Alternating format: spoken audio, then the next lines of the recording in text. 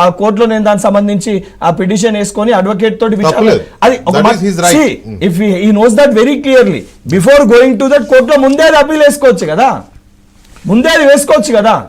అది అప్పటి వరకు తెలియకుండా ఇవాళ వేసుకొని వెళ్తానని చెప్పి ఈ డ్రామాలను ఎవరు ఆడుతారు? ఈ డ్రామాలను ఆడుతుంది ఆ డ్రామారావు కదా. సారీ, ఈ రోజు ఆ డ్రామాలన్నా డ్రామారావు గారు ఆడుతున్నారు. అక్టోబర్ 24 మొదలు పెడితే ఇటువంటి చర్చలో ఇటువంటి పదాలు డ్రామారావు 100% మాట్లాడతామండి.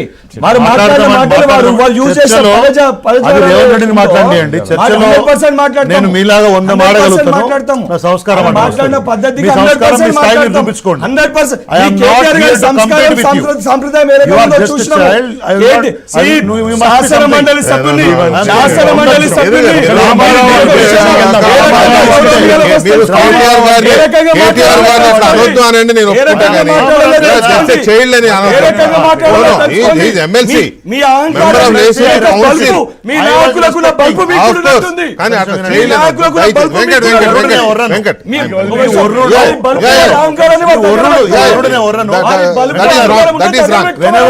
ఒకవేళ కేటీఆర్ గారిని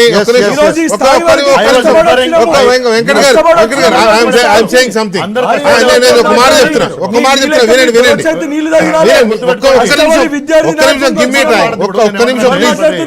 ఒక్క నిమిషం అండి, ఒక్క నిమిషం వెంకట్ గారు ఒక్క నిమిషం దయచేసి.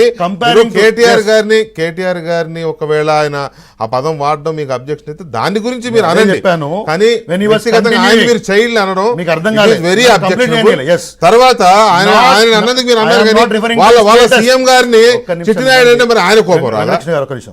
Is it not political? మీరే మాట్లాడండి సార్. మొదటికెళ్ళి మీరే ఒక మాట, ప్లీజ్ కంక్లూడ్. నేను ఆయన డ్రామారావు అనగానే అట్లా అనకూడదని చెప్పిన తర్వాత అట్లనే మాట్లాడతామంటే I was referring to his before 100% మా ముఖ్యమంత్రి గారి గురించి మాట్లాడుతున్నాం. బరాబర్ మాట్లాడుతామంటే మీకు ఎంత తెలంగాణ రాష్ట్ర ముఖ్యమంత్రి గౌరవించకుండా మాట్లాడతాం.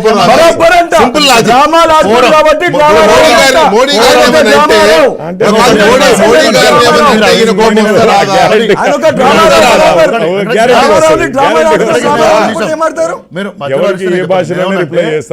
రిఫరింగ్ టు హిస్ స్టేటస్ మీరు చేయాలి అన్న తప్పితే ఆయన వ్యక్తిగతంగా మీరు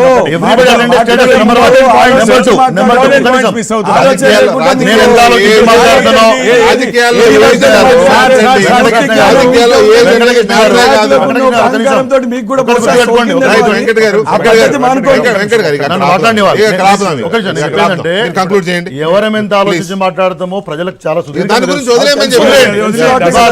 మీరు కుట్ర అంటున్నారు కదా. అదే చెప్పేది ఏంటంటే ఒకటి ఉద్దేశపూర్వకంగా మీరు తిట్టి మీరు బాజ పంచుకోవాలంటే చెప్పలేం. కుట్ర అని ఎందుకన్నానంటే ఇంతకుముందు చెప్పినటువంటి పొంగులేటి శ్రీనివాసరెడ్డి గారు ఇవాళ మధ్యాహ్నం